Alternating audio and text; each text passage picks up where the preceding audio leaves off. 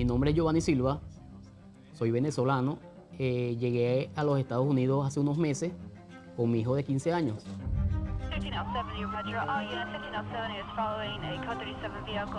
Y bueno, una mañana yéndose al colegio, me lo arrollaron.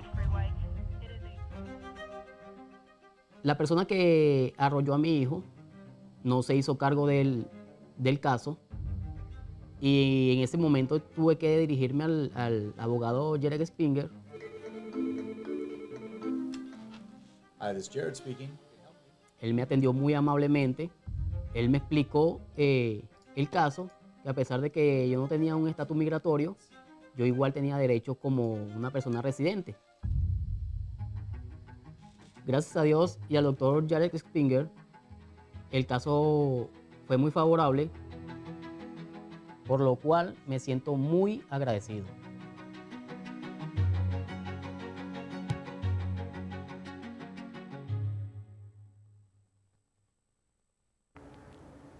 Buenas noches, bienvenidos a Agárrate. Hoy es martes 21 de mayo del año 2024.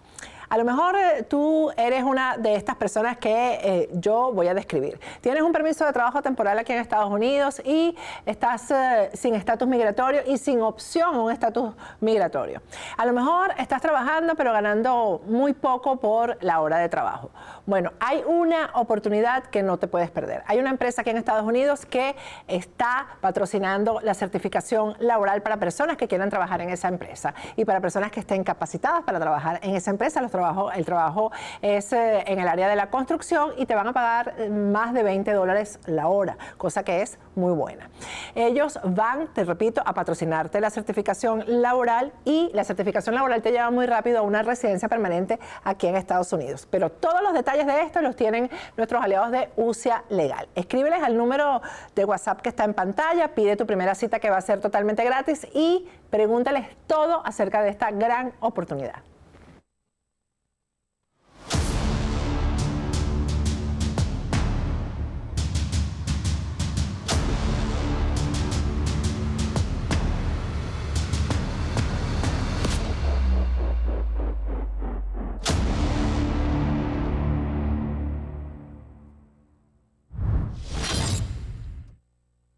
Agárrate, hoy es el martes 21 de mayo del año 2024. Hoy circuló por las redes una fotografía que yo dije que no iba a comentar, pero justo segundos antes de sentarme aquí, por eso incluso nos estamos sentando un poco tarde a hacer el programa, y ustedes lo van a ver un poco más tarde de lo normal, decidí que sí, que tengo que hacer el comentario, porque los periodistas tenemos un deber, el deber de analizar, de decir las cosas, cáigale bien a quien le caiga bien o cáigale mal a quien le caiga mal. Esta fotografía de María Corina Machado, el día de hoy, al lado de dos personajes nefastos, de dos personajes que han sido responsables de todos los fracasos de la oposición, de todos, porque han estado en todo, metidos en todo, haciéndole el servicio al régimen. Edgar Zambrano y Henry Ramos Alú. Mi comentario cuando vi la foto, señores, es ¿qué necesidad tiene María Corina Machado de sentarse en esa mesa? No la tiene. María Corina Machado ha demostrado que tiene un liderazgo sin necesidad de estos apoyos. Con el cuento de la unidad nos han traído durante más de 25 años a lo que estamos hoy. Un país que ya no se concentra solamente dentro de territorio venezolano, sino que está en el mundo entero. Desplazados por el mundo entero, muertos, torturados, presos políticos. Eso es lo que hemos obtenido gracias a la gestión de personas como las que en esa fotografía están cercando, porque esa es la palabra, cercando a María Corina Machado. Ellos dos son de los principales responsables de que estemos en la situación que estamos todos los venezolanos hoy en día. Ellos dos son responsables de que Maduro siga en el poder. Ellos dos son responsables de todo lo que hemos venido cuestionando en su momento, lo que hemos venido describiendo recuerden cuando Guaidó, y yo dije que no me quería meter en esto porque no quiero llevar más sobre mis hombros, que la gente se moleste porque uno le dice las cosas como debe decírselas. Pero cuando Guaidó salió en una imagen nefasta, cercado por estos dos personajes, se los dije. que Guaidó venía en caída libre. María Corina Machado no tiene necesidad de esto. Ella ha demostrado que el liderazgo es de ella. ¿Qué necesidad había de esto? ¿Por qué esta fotografía? ¿Por qué la obligaron? Hubo alguien que me dijo, ella los detesta y la obligaron. ¿Quién puede obligar a María Corina Machado si el régimen no ha podido? No ha podido obligarla a lo que el régimen quisiera obligarla, que es que se alejara de todo lo que signifique una elección en Venezuela. Entonces, yo no puedo entender realmente por qué María Corina Machado tomó la decisión de sentarse ahí, además, justo en el centro, y ser cercada, porque, repito, esta es la palabra, la están cercando. Y esto, para mí, es un mal augurio de lo que puede pasar el 28 de julio. ¿Qué decisión se va a tomar el 18 de julio cuando el régimen haga fraude? ¿Qué decisión y cómo se va a ejecutar cada una de esas decisiones dentro de la oposición? Yo tenía que decirlo, me iba a aguantar, pero no me aguanté. Y por esto es que yo ayer, en la conversación que tuve con Vladimir Petit Medina, les dije que quería que ustedes tuvieran todos, porque la mayoría de la gente no tiene tiempo para leer. Y Vladimir Petit escribió una columna en la que relata lo que es la historia contemporánea de Venezuela, las razones por las que estamos donde estamos, los nombres de los responsables de que estemos donde estamos. Y por eso yo quiero compartir esto con ustedes. Hicimos un trabajo de producción para mostrarles, además de esos nombres, los rostros de esas personas. Porque precisamente por estas complicidades, precisamente por este tipo de fotografía que va más allá de una fotografía, porque el tema de por qué te tomas la foto y qué hay detrás de la foto, eso es lo que nos ha traído 25 años después a que estemos donde estemos, en el mismo punto o peor. Voy a compartir con ustedes el texto de la columna de Vladimir Petit Medina, porque creo que el contenido hay que guardarlo, hay que conservarlo y sobre todo tenemos que tener memoria para no cometer los mismos errores en el futuro. Ahí está.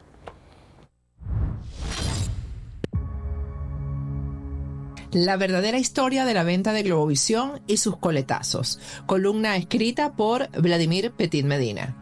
Aquella noche, Nitu quiso que le lleváramos la torta de naranja que tanto parecía gustarle. Apenas llegamos a su casa en Cerro Verde, un gran impacto. Era la primera vez que nos presentábamos en esa entrada residencial sin que hubiese un gentío en la puerta. De hecho, no había nadie afuera, solo había silencio. Hasta los grillos se podían escuchar claramente. Nos hicieron pasar sin siquiera alcanzar a tocar el timbre de la casa. En la sala familiar, únicamente los amorosos hijos y sus parejas, la gran dama que siempre ha sido Natalia, el todo cordial hermano Andrés y el recién defenestrado de su cargo de director general de Globovisión, Alberto Rabel. Nunca le vi tan humano y tan afectado. Por primera vez tuve la sensación de que a partir de lo sucedido no vería nuevamente como pendejo a todo aquel que no fuese él mismo. Lamentablemente me equivoqué. Nos acomodaron en la mesa familiar con gran cariño. El dolor y la desilusión se podían cortar en el aire. Al final, Rabel lanzó una frase que le salió de muy adentro y que anoté para usarla el día que escribiera esta historia. La peor traición de todas fue la de Leopoldo Castillo, a quien traje al canal, protegí e impulsé. Fue la bisagra de todo. Nitu enseguida le ripostó. No lo conocías, te lo dije muchas veces y jamás quisiste creerme. Y sobrevino el silencio más profundo, el de los atónitos. Sí, le habían dado en la madre. Ahora, la historia detrás de esta dura introducción. Cuando ya era un hecho la venta de Globo, varios gerentes y anclas recibieron invitación para encontrarse con Zuluaga en Curazao. Nitu, una de ellas, no accedió a ese encuentro. Semanas antes ya habían comenzado a dar resultado nuestras propias pesquisas.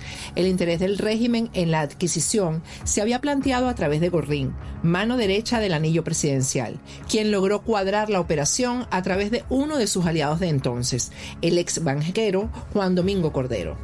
Este tenía vínculos cercanos al mayor accionista de Globo, quien caza la oferta y comienza a dar pasos decididos en torno a la operación. El exbanquero se vale de quien había sido su asesor de imagen al ejercer la presidencia de la Bolsa de Valores de Caracas, Leopoldo Castillo. Este último, por su parte, utiliza los buenos oficios jurídicos de un abogado siempre vinculado a Víctor Vargas, con especial incidencia en el mundo político mudista y directas relaciones en la plantilla de Globo. La operación planteada con el consentimiento del gobierno entonces era comprar el canal, cambiar la línea editorial, reforzar la hegemonía comunicacional del régimen y asestarle un golpe moral a la oposición radical. Todo el que favoreciera la operación para que los amigos del chavismo le pusieran la mano a Globo merecía premio contante y sonante. La inquietud en los pasillos comienza a aflorar y los principales periodistas reaccionan. En nuestra casa se realizaron las primeras reuniones en las cuales el mayor come candela, por cierto, fue siempre el querido Kiko. Una noche, Nitu subió al cuarto a buscar algo. Mientras se desenvolvía la reunión abajo en el jardín, la atajé. Tú sabes que muchos de los que están allí abajo radicalizados en torno a Rabel y enfrentar a Gorrín van a terminar cuadrando con los nuevos dueños, ¿no? Su respuesta fue gélido silencio y una profunda mirada de desilusión. Así pasó. Algunos tomaron la caja feliz ofrecida por Zuluaga, lo cual era una opción respetable. Otros decidieron continuar sin mucho aspaviento. Los menos optaron por dar la pelea. Esa misma noche le pregunté a Nitu qué quería hacer. Sin dudar un minuto me dijo lo que mi papá sugeriría hacer, mantenerme leal a mi línea y enfrentarlos como haya que hacerlo. Más que nunca, soy orgullosa hija de mis padres y de la formación dada por ellos. No son tiempos de titubeos. Eso hizo, tal cual. Unos días antes, Nitu recibiría una curiosa llamada y aceptó reunirse con quien la hizo. Una gran señora que trabajó en distintas etapas con El Ciudadano y cuyo nombre pidió que se omitiera esta vez. Estaba destrozada por lo que catalogó como una nueva traición de Castillo. En una parte de la conversación lanzaría una reveladora frase que anoté tal cual. He conocido a lo largo de mi vida a gente mala, personas malucas, grandes carajos, traidores profesionales, hipócritas de los peores, malagradecidos históricos, pero solo uno que es la suma de todos los anteriores, al cuadrado. Y ese es Popolo, Leopoldo Castillo. Está metido en todo lo que se está haciendo por una jugosa comisión y además aceptó ser él mismo quien sustituya a Rabel, al menos por unos meses. ¡Qué riñones! Por semanas pudimos compartir casi interdiariamente con el Alberto Rabel más humano que recordemos. Afable, llano, hasta mantenía el teléfono apagado. Poco después, y ya con la patilla a full despliegue, se despediría en medio del acoso chavista rumbo a su nueva aventura colombiana, Cable Noticias. Nunca más le escuchamos palabra alguna en torno a la venta de su magna obra, Globo, pero entendimos que aquella espina la tendría clavada por siempre, hasta una noche especial en la cual todo cambió. Cenando en casa, ya en medio del duro exilio en Panamá, recibimos una foto. Fue tomada a la salida del restaurante Nemo en Bogotá. El amigo que la tomó, un ex Globo, la mandó a varios de sus contactos con una nota llena de insultos a su otrora jefe. No podía contener su molestia porque en la gráfica se veía a Rabel saludando con gran cariño a Leopoldo Castillo, quien aparecía escoltado por Carlos Acosta. El sorprendido amigo preguntaba, ¿por qué? ¿Cómo pudo Rabel olvidar tamaña traición? Pocos días después entendimos todo. Alberto había sido designado al frente del aparato de información del interinato y seguidamente EBTV y en especial las alocuciones del Ciudadano se convertirían en canales oficiosos en favor del fallido gobierno parlamentario. 2 más 2 siempre son 4. Nunca le dijimos que sabíamos aquello para disfrutar por primera vez verlo a él, como siempre nos había visto a nosotros. Poco después, ese canal se convertiría en la fuente de plomo cerrado a la opción de María Corina, hasta el punto que la difusión a las tristes declaraciones del embajador Story en las cuales desautorizaba duramente a la hoy jefa de la oposición fueron casi motivo de fiesta entre las distintas anclas de ese medio. ¿Y qué decir de las intervenciones de Elliot Abrams, promocionadas como nuevas profecías de Nostradamus? El interinato de infausta recordación tuvo en esos portavoces los adalides de su defensa y para sorpresa de muchos, entre ellos yo, una vez hundida la ficción del gobierno de Guaidó, hoy fungen como portavoces oficiosos de la opción ganadora el 22 de octubre. Inaudito. En mi vida he visto cambios de postura parecidos, pero todos tomaron tiempo, espacio y diálogo. Sin embargo, este giro de 180 grados, casi instantáneo, es algo sin antecedentes en la historia política venezolana.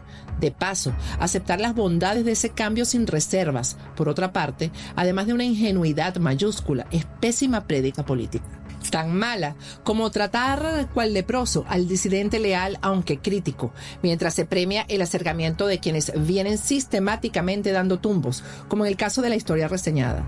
Muy aleccionador tenerlo tan claro hoy en día. Ya veremos cómo será eso al final de la historia. Pero retomando el hilo del relato, llegó el momento de la importante reunión con los trabajadores que habían hecho de Globovisión, el canal 365 días de información, el más reconocido medio de resistencia al gobierno autoritario de izquierda junto con la heroica RCTV. El encuentro constituiría la presentación en sociedad de los compradores y accionistas, Cordero, Gorrín y Perdomo por una parte y Franceschi, Ramírez y Castillo como nuevos directores por otra. Los presentó el saliente Carlos Zuluaga, representante de su padre Guillermo. Iniciándose el encuentro, Gorrín anunció un aumento lineal de sueldos del 30% con la intención de ablandar el ambiente. Seguidamente, Chuo Torrealba, quien después jefaturaría la MUT, tomó la palabra compartiendo el deseo de que su radar de los barrios pudiesen mantenerse incólume. Hubo silencios importantes, asombros, pausas, pero la posición inicial de Torrealba sería determinante en el desenvolvimiento del encuentro. Diana Carolina Ruiz, por su parte, incomodó a los nuevos dueños al preguntarle directamente a su antiguo vecino de San Antonio de los Altos, Gustavo Perdomo, cómo había obtenido el dinero para comprar el canal, ya que, hasta donde ella sabía, él, Perdomo, no era un hombre adinerado. Este, a quien se le conocía como miembro de la banda de los enanos, respondió sin inmutarse: por mi trabajo honesto, Diana Carolina. Nitu, en su turno, y ya finalizando el encuentro, tomó la palabra y preguntó directamente al nuevo dueño: Doctor Gorrín, una inquietud. ¿La unidad de investigaciones del canal va a poder desarrollar su investigación sobre el tuerto Andrade, a pesar de que usted ha dicho que el investigado es su hermano del alma? De paso, ¿usted sabía que su hermano del alma está en una lista del FBI? Un enojado Gorrín respondió: falso, eso lo revisé y no hay nada en su contra. Nitu ripostó: yo acabo de hacerlo y ahí está, le pido revise nuevamente. La reunión concluyó cuando Castillo anunció que se mantendría como director general por 3 meses y dijo que garantizaría una línea editorial de centro. A los 2 días despidieron a Kiko, que fue el primero en salir. En encomiable solidaridad renunciaron Pedro Luis y Carla. A la semana le tocaría a Nitu. Ese día 13 de junio, Cordero la llamó minutos antes de grabar un programa con Andrés Velázquez y le comunicó: mire, sus posiciones son muy conflictivas. ¿Conflictivas para quién, doctor Cordero?, contestó ella. Para el gobierno, así que le pido que renuncie. Despídame mejor, le retó Pérez Osuna. Está despedida entonces, zanjó la discusión Cordero. Al salir de esa reunión se topó cara a cara con la doctora Alba Revenga, quien era asesora de la nueva junta directiva. Coincidencia no podía ser. Bajando aquellas escaleras, más bien aliviada, Nitu Pérez Osuna recordaría con acritud que décadas después de su salida de Venevisión, los mismos apellidos de entonces estaban involucrados en su salida, ahora de Globo. Revenga, como el de José Rafael Revenga, que en aquella oportunidad decidió despedirla a pesar de estar en su 3er mes de embarazo, y Castillo, mano derecha de aquel Revenga, a quien Nitu había ayudado en su ingreso a Venevisión y que al final terminó aliado con su jefe laboral para sacarla del canal de la organización Cisneros. En aquel momento, un tribunal anularía la orden ordenando el reenganche. Sin embargo, este segundo round con el equipo Castillo-Revenga sería mucho más duro. Ahora, en un país sin ley, la administración Gorrín decidió no pagar la liquidación de Nitu como castigo por sus declaraciones posteriores al despido. Después de un tiempo, convocamos a nuestros más leales abogados para demandar a Globovisión. Ellos aceptaron valientemente y procedimos. Sin embargo, para evitarles las represalias del equipo Gorrín Castillo-Revenga, me reservé dar los informes orales yo mismo. Así, volví a estrados cuando ya pensé que el derecho era una etapa olvidada en mi vida. Mis informes fueron durísimos contra el equipo antes identificado, en los cuales aproveché para despacharme sin contemplaciones contra quienes habían liquidado la mayor ventana de libertad en el país. Días más tarde de la andanada pública en los informes orales, nos quitaron los pasaportes al reingresar al país. Nos consideraron entonces apátridas e informaron que mientras estuviesen en el poder y por orden de Gorrín y Camarilla, nunca más podríamos tener pasaporte ni cédula de identidad venezolanos, cosa que han cumplido. Paralelamente a la demanda en Venezuela, en noviembre del 2013, Nitu introdujo ante la Comisión Interamericana de Derechos Humanos y la Relatoría Especial para la Libertad de Expresión, asistida por el Dr. Asdrúbal Aguiar, un escrito donde alertó una vez más cómo el régimen venezolano, en su objetivo de lograr la hegemonía comunicacional, persigue y amenaza a editores, periodistas, cierra medios y compra a otros, sometiendo a la desinformación a 30 millones de venezolanos. El caso fue admitido por la comisión y aún sigue su curso. Posteriormente, y estando de viaje por Punto Fijo, me llamó un buen amigo para decirme que Gorrín quería hablarme. Por persona interpuesta, ofreció un acuerdo para pagar las prestaciones sociales de Nitu, 4 años después. El mensaje fue que pidiéramos lo que quisiéramos y pusiéramos a prueba su generosidad. Mi respuesta le sorprendió. Dígale que solo procede pagar en dólares de hoy lo que demandamos originalmente, el monto que en derecho correspondía, ni un medio más. Al otro lado del teléfono oí su reacción. ¿Todo este pleito por esa cifra? Eso es lo que me cuesta un almuerzo. Que desista de la demanda y pago enseguida. Riposté inmediatamente. No, señor. No creemos en su palabra ni por asomo. Que pague y en efectivo. De paso, dile que esto nunca fue un problema económico, sino de dignidad. Algo más. Dile que incluya en la negociación devolvernos nuestros pasaportes. Su respuesta me dejó frío. Aprecio mucho que el interés no sea sacarme dinero, pero en cuanto a los pasaportes, allí no puedo hacer nada. Aunque al principio sí tuve que ver con que los dejaran sin identificación, esto hoy en día depende de alguien que ha hecho de eso su propia venganza. Un diputado a quien alguien convenció de que ustedes estaban detrás de su señalamiento como alacrán y movió todos sus tentáculos en el gobierno para dejarlos sin pasaporte. Al escuchar aquello me tuve que sentar. Quien había sido mi amigo por más de 40 años, un supuesto dirigente de oposición, era quien había dado la orden de dejarnos sin pasaporte. Un opositor mandando en el chavismo. Lo mismo que había sucedido cuando le quitaron el programa de radio a Nitu. Un jefe opositor daba órdenes dentro del gobierno chavista para castigar a una rebelde opositora. Increíble, pero eso lo contaré con pelos y señales en otro relato. En todo caso, Nitu aún no me perdona haber aceptado en su nombre el trato propuesto. Años después de estos hechos, los protagonistas de esta historia han confirmado con sus acciones lo que ya entonces sabíamos de ellos. Algunos, como Gorrín, siguen donde mismo, haciendo lo mismo y tranquilazos. Otros, como Rabel, se mantienen en su campo de trabajo entre Estados Unidos y Europa, aunque ya con menos ajetreo después del derrumbamiento primero moral y luego político del interinato. La camarilla de Gorrín ha salido del closet opositor para mostrarse como alacranes indiscutibles. Castillo funge de opositor radical, mientras aparece hoy restiado con María Corina, sin ningún tipo de empacho.